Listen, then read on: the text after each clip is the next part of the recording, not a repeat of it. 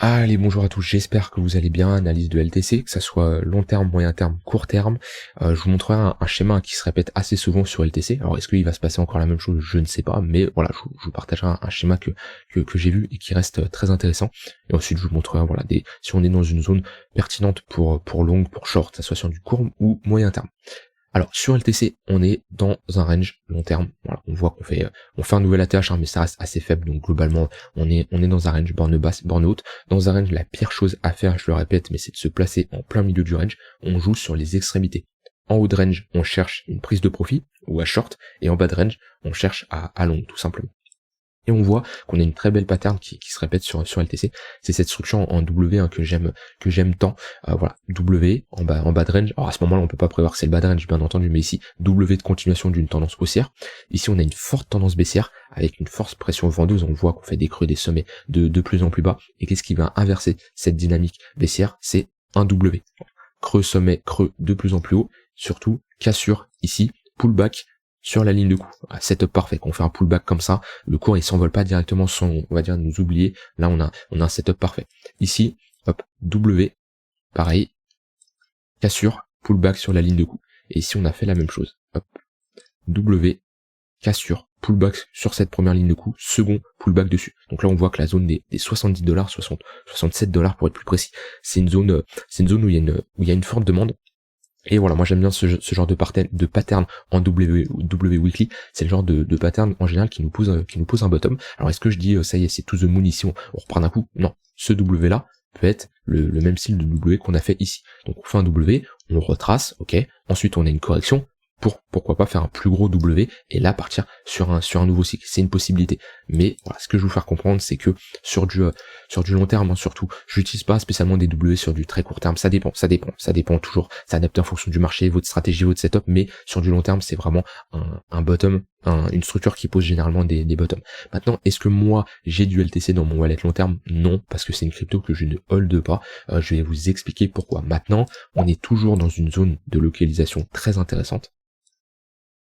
Hop, voilà, on est sous nos 0,786, on est dans une zone, donc les gens qui se disent LTC, je crois à ce projet, je crois à cette crypto-monnaie, je pense que c'est très intéressant et sur du 2, 3, 4, 5 ans, elle va être très intéressante et surtout elle va surperformer le BTC, c'est ça le but d'une altcoin, c'est de surperformer le BTC. Si vous avez une altcoin qui fait une performance plus faible que le BTC, il n'y a aucun intérêt d'en avoir, sauf si vous faites de la DeFi, du stacking ou autre. Mais bon, sur LTC, son but c'est de surperformer le BTC, sinon il n'y a aucun intérêt.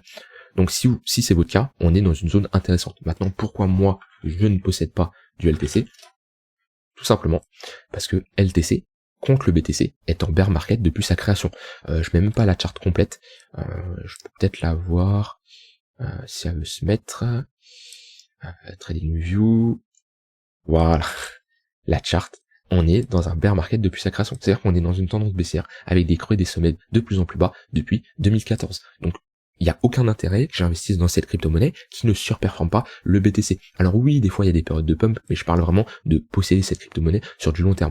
On voit que depuis 2018-2019, on fait des M, les sommets sont de plus en plus bas, et même qu'on essaye de se reprendre, c'est-à-dire que là, on a une tentative. On voit qu'on a une forte tendance baissière, hein. Les sommets sont vraiment de plus en plus bas. On a vite fait des corrections, hop, mais on dirait un shitcoin. Ça pump, ça redump. Ici, je me suis dit, on a fait une petite structure, voilà, on a cassé un niveau majeur, mais qu'est-ce qu'on fait juste après? Dans là, on a notre W, qu'est-ce qu'on fait juste après? Un M, qui nous inverse notre W ici. Sommet creux, compression, on casse à la baisse, voilà, ça c'est très moche, et il y a de grandes chances qu'on se rattaque à nos précédents creux, et avoir une poursuite baissière. Donc, non, LTC, selon moi, n'est pas intéressant à détenir sur du long terme. Maintenant, ça c'est purement subjectif à chacun, je fais pas de conseil en investissement. Mon but dans toutes mes vidéos, que ce soit analyse ou autre, c'est pas de vous dire d'acheter ou de vendre. Mon but, c'est de vous montrer ma méthode de fonctionner, ma vision des choses, certains mécanismes que j'utilise, voilà, ces structures en W, de regarder une paire contre le BTC, que c'est intéressant. Voilà, moi, c'est d'avoir ce mécanisme. Après, vous faites vos propres conclusions. D'un point de vue court terme, alors, court terme, ce mouvement-là, il est aussi sur un weekly, on fait des creux et des sommets de plus en plus haut, donc on va plutôt jouer dans le sens de la tendance. Moi, je ne shorterai pas ce marché-là. Les creux sont de plus en plus hauts. Dites-vous que dans une tendance haussière, le marché se retourne qu'une seule fois. C'est-à-dire quand vous avez une tendance haussière, le marché se retourne qu'une seule fois. Quand je dis se retourne, c'est qu'il passe d'une tendance baissière. Par contre, dans cette tendance haussière, il va avoir plusieurs fois des prolongements de cette tendance haussière. Ici, on a une vague, on a une deuxième vague, voilà, on a des prolongements. Donc, vaut mieux chercher à jouer un autre prolongement que d'anticiper un top de marché. Puisque, comme j'ai dit, le marché se retourne une fois alors qu'il se prolonge plusieurs fois. Donc, ça serait bête de se dire, ok, moi je veux jouer le top de marché alors qu'on ne peut pas prévoir à l'avance un top de marché. Donc oui, sur des grosses résistances, comme on est venu chercher ici, il y a des zones de prise de profit, mais c'est pas spécialement une zone que j'irais shorter. Après, moi, c'est ma manière de fonctionner. Donc ici, en weekly, on est dans une tendance haussière, on fait de l'analyse multi-time frame. Ça, c'est une erreur que je vois souvent. Les gens, ils zooment sur une unité de temps. Comme ça, ils vont à 1 heure, hop, et là, ils cherchent à trader. Ils cherchent à... Non. Si on veut avoir une entrée, par exemple, de type swing trading ou voilà, trend following, on va chercher globalement une analyse multi-time frame sur 3 unités de temps. Je regarde comment est ma tendance en weekly, ma tendance est haussière. Je regarde comment est ma tendance en daily. On a une tendance haussière, mais on a eu un épuisement. Ici, ça se voit, on a une divergence baissière. Alors, pas dans l'indicateur, ça se voit à l'œil nu. Voilà, ici, divergence sur le MACD, essoufflement. On fait ici un M, creux et sommet de plus en plus bas. Sur du weekly, on est bullish. Sur du daily, on est potentiellement dans un range, voire, non, on est plutôt dans une tendance baissière. Pourquoi pas rentrer dans un range entre deux niveaux, c'est une possibilité. Mais ici, on est quand même dans des creux et des sommets de plus en plus bas. Ça serait intéressant de tac, tac, tac, tac. Voilà. Si on casse ce niveau-là, on ferait ici des creux et des sommets de plus en plus bas. Donc, quand vous faites de l'analyse multi-time frame, weekly bullish, ok, daily, j'attends que ça passe au vert, et ensuite je rentre potentiellement en 4 heures. Moi, je peux rentrer en daily, mais minimum avoir 2 unités de temps, 3, c'est l'idéal. Ça vous permet d'avoir une meilleure visualisation que d'être focalisé que sur une unité de temps. Alors bien sûr, si vous faites de l'analyse en 5 minutes, le weekly, le monthly, on s'en fout. Voilà, si vous voulez rentrer en 1 heure, bah vous choisissez le daily, le 4 heures et le 1 heure. Vous voulez rentrer en 15 minutes, le 4 heures, le 1 heure et le 15 minutes, ça suffit. Mais pour d'une minute, on va pas regarder du mensuel, vous en doutez bien. Donc ici, moi, alors des niveaux intéressants. Alors, bon, on a buté dans notre tunnel 3 jours. Tac. Ici, on fait résistance sur le point pivot monthly. Donc voilà, ça serait déjà bien de casser ce point pivot monthly qui est en confluence avec notre tunnel 4 heures. Quelqu'un ici qui cherche à short cette tendance baissière. Ici, on inverse sur du daily, voilà, sur du 12 heures, on voit qu'on fait un M, donc on passe dans une tendance baissière sur du moyen terme. Bah, sur du plus court terme, il y a des opportunités. Voilà, la tendance est bien marquée dans une tendance baissière. Qu'on revient ici chercher notre tunnel 4 heures, il y a des opportunités de short en confluence avec notre point pivot monthly. Si on zoome en unité de temps pour trouver une potentielle structure, voilà, hop, tac. Ici, on a un exemple. Bon, ici, on n'a pas de structure, donc c'est potentiellement compliqué de se positionner et de shorter le marché ici. Par contre, quand on revient ici, on est sur une précédente zone de résistance. Qu'est-ce qu'on fait? Qu'est-ce qu'on voit? On fait tout simplement un M ici. Structure baissière. Sommet, creux, sommet plus bas que le précédent, creux plus bas que le précédent. On refait un pullback sur notre ligne de coup. Là, il y a un setup de short qui peut s'enclencher avec un stop loss sous le précédent sommet. Ici, on fait également un M. Il est plus dur à voir. Si je passe en 30 minutes, vous le verrez mieux. Voilà. Ici, sommet, creux plus bas que le précédent.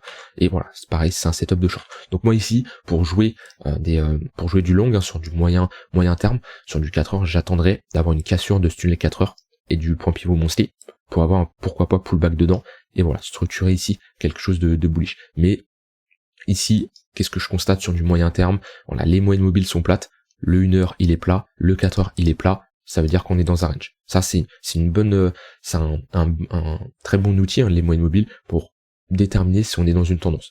Des moyennes mobiles en hausse, tendance haussière, des moyennes mobiles en baisse, tendance baissière, des moyennes mobiles plates, comme on a ici, hein, c'est plat, on est globalement dans un range. Voilà. Actuellement, on est dans un range, donc on est dans un range 4 heures. Le plus intéressant, c'est de jouer sur les extrémités. Donc le bas de range qui va venir se long. Alors bien sûr, on détermine notre range sur une unité de temps. Pareil, on va venir zoomer pour trouver un niveau intéressant. Voilà, ici, on a notre premier creux, un sommet. Sur ce second creux, il y a une opportunité de longue. On fait sur notre bas de range un W en 1 heure.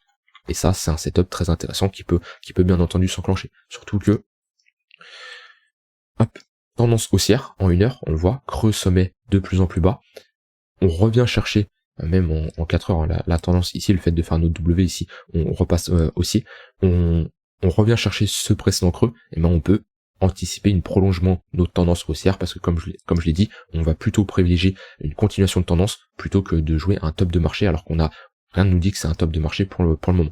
Donc voilà, globalement, comme on aborde un range, hein, on se place sur les extrémités, et pareil, pire chose à faire, se placer sur les 0,50%, donc sur le milieu, voire sur le poke. Et en général, le poke est très souvent lié au 50%. Si je mets, hop, voilà, on est pile dessus. C'est normal, c'est là où il y a le plus de développement de prix, et c'est là où les traders débutants, on va dire, se placent assez bêtement, malheureusement, parce que c'est là où on accumule de la liquidité, ça soit au nord et au sud, et ensuite on vient les liquider. Donc la pire chose à faire, c'est de se placer au milieu de range. Placez-vous sur les extrémités, vous aurez déjà clairement de meilleurs résultats. Voilà, donc quelqu'un qui veut short le marché, quelqu'un qui est bear, c'est dans cette zone qui pourra le faire. Quelqu'un qui veut long le marché, c'est soit sur un bad range, ou en cassant notre tunnel 4 heures, ici. On fait un pullback, et on structure quelque chose de bullish, et là ça serait potentiellement intéressant. Donc là sur du court terme, moi c'est les niveaux que j'attendrais, après sur du 15 minutes, hop là, on est repassé au-dessus du 15 minutes, du tunnel 15 minutes, le tunnel blanc, un pullback dessus, c'est compliqué quand même de se positionner ici, puisqu'on a déjà bien retracé ce mouvement, on a bien retracé, on est globalement sur également nos 50%, voire même nos 0,78. Donc ici on est dans notre zone de rechargement, de ce précédent mouvement, même si là on était dans une tendance baissière en 15 minutes, creux et sommet de plus en plus bas, ici on repart dans une tendance haussière, le fait de faire un petit W ici, on casse nos précédents sommets, voilà, on avait clairement, on repart dans une tendance haussière tout simplement, c'est mieux de jouer dans le sens de la tendance, maintenant on a déjà bien retracé, donc sur du très très court terme c'est compliqué. Voilà, j'ai dit tout ce que j'avais envie de dire sur LTC, j'ai rien d'autre à ajouter. Sinon, vous pouvez attendre des niveaux, vous pouvez attendre les niveaux à surveiller d'un gros retracement. Si on repart vraiment encore on a un gros mouvement aussi. On a nos 0,382 ici, qui est notre premier arrêt de ce mouvement-là, qu'on pourrait tranquillement venir chercher. Donc les 137 $. Sur du moyen terme, hop, si je prends ce mouvement-là, on a déjà buté sur nos 0,118. Ouais, on est venu les buter. Donc là, c'était une zone de prise de profit. Les gens qui sont positionnés sur ce W, qui sont positionnés sur la cassure de notre ligne de coup, là c'était clairement une zone de prise de profit.